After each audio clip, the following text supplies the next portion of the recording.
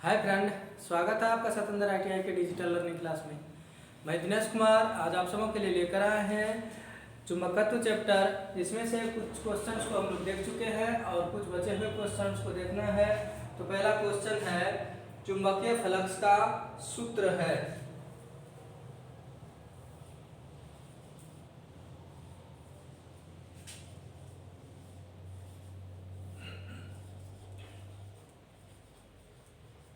चुंबकीय फ्लक्स का सूत्र है। तो चुंबकीय फ्लक्स का सूत्र तो आपको याद ही होगा, जब पढ़ा रहे थे उस समय हम लिखा थे चुंबकीय फ्लक्स का जो सूत्र होता है वो NI/S होता है। तो हम लोग देखते हैं चुंबकीय फ्लक्स को जो निकालते हैं वो करंट से रिलेटेड रहता है, इसलिए बोलते हैं नाउ नॉर्थ करंट बटे साउथ। तो आइए इस प्रकार से हम लोग देख लेते हैं कि चुंबकीय फ्लक्स क्लियर होता है। और 2 नंबर जो क्वेश्चन है वो है चुंबकीय फ्लक्स घनत्व का मात्रक है।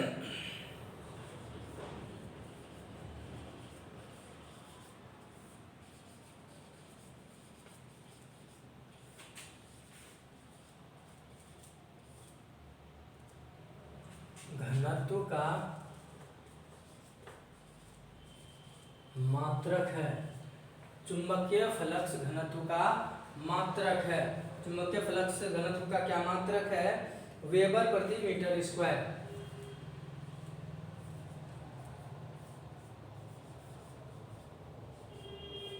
वेबर प्रति मीटर स्क्वायर। और 3 नंबर क्वेश्चन है, ओवरहेड लाइन में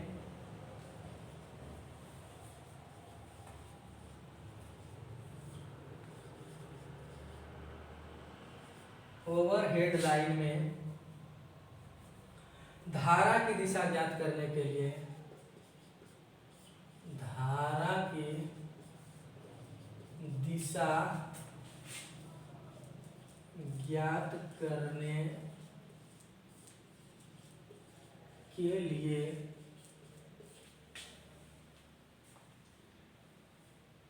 प्रयुक्त नियम है।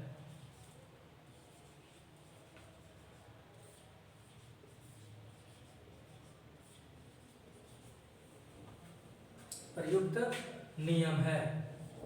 तो इस टाइप के क्वेश्चन आप पहले भी पढ़े हैं कि जो एम्पियर का नियम होता है, पहले क्वेश्चन क्या था, एम्पियर नियम का प्रयोग किया जाता है। तो एम्पियर नियम का प्रयोग कहाँ हम बताए थे? आंसर, ओवरहेड लाइन में धारा की दिशा ज्ञात करने के लिए। तो अब की बार क्वेश्चन ही केवल पलट दिया है कि ओवरहेड लाइन की धारा ज्ञात करने के लिए प्रयुक्त नियम है। तो कौन से नियम का हम लोग जिक्र कर रहे हैं? तो वो है एम्पियर का नियम।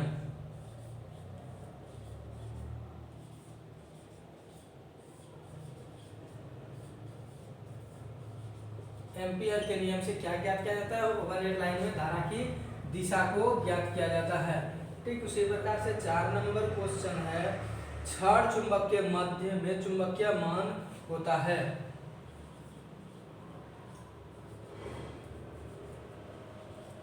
चुंबक के मध्य में छड़ चुंबक के मध्य में चुंबकत्व का मान होता है।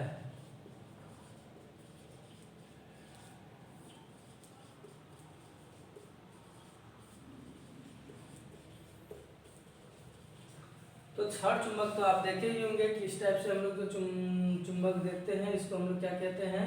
छड़ चुंबक। तो एक साइड नॉर्थ होता है, दूसरे साइड साउथ होता है।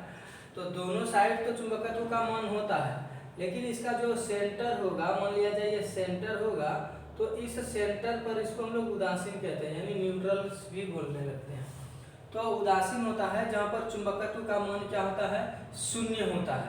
जहाँ पर भी मान लिया जाए, अगर इसकी हम लंबाई की गणना करें तो ये अगर 5 cm है तो 2.5 cm पर, यानी टोटल लंबाई, टोटल लेंथ अगर इसकी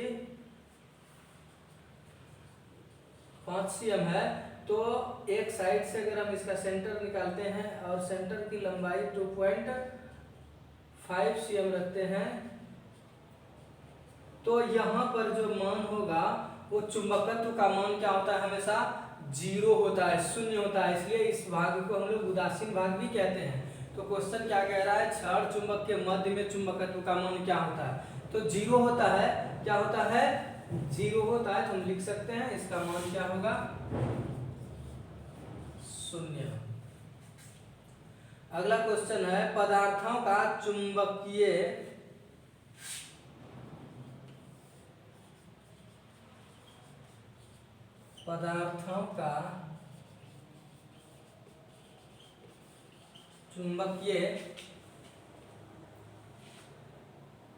प्रतिचुंबकीय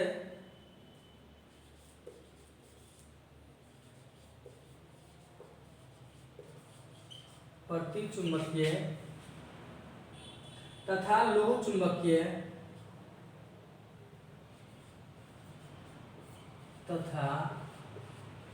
लोह चुंबकीय में वर्गीकरण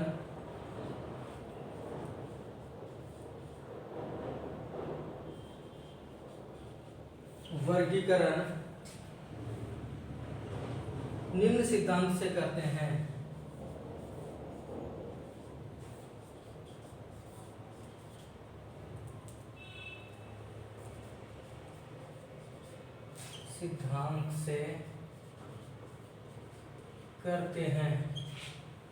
तो जब भी हम लोग पदार्थों का वर्गीकरण करने लगते हैं, किस सिद्धांत से करते हैं, जो वर्गीकरण होता है उसमें भी कैटेगरी दिया गया है कि पदार्थों का वर्गीकरण कौन कौन रूप में, चुंबकीय रूप में, प्रतिचुंबकीय और लोह चुंबकीय, ये 3 रूपों में हम लोग वर्गीकृत करते हैं। किसी भी पदार्थ को 3 वर्गों में बांटा गया है, कौन कौन सा, चुंबकीय, प्रतिचुंबकीय और लोह चुंबकीय के 3 भागों में बांटा गया है पदार्थ को। तो किसके सिद्धांत पर, यानी किस आधार पर हम इसको 3 भागों में विभाजित करते हैं, तो वह है आणविक सिद्धांत के अनुसार। यानी क्या हम आंसर लिख सकते हैं, आणविक सिद्धांत के अनुसार।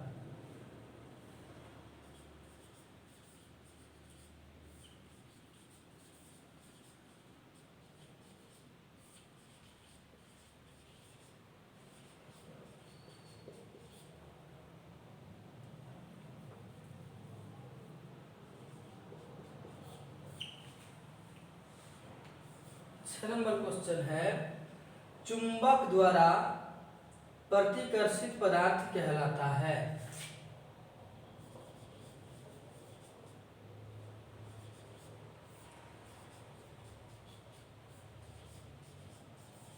चुंबक द्वारा प्रतिकर्षित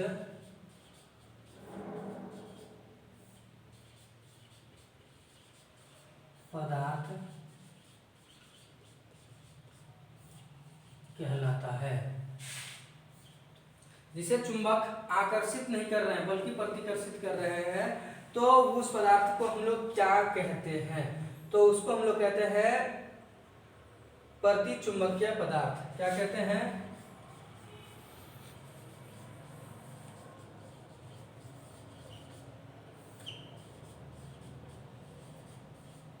प्रतिचुंबकीय पदार्थ।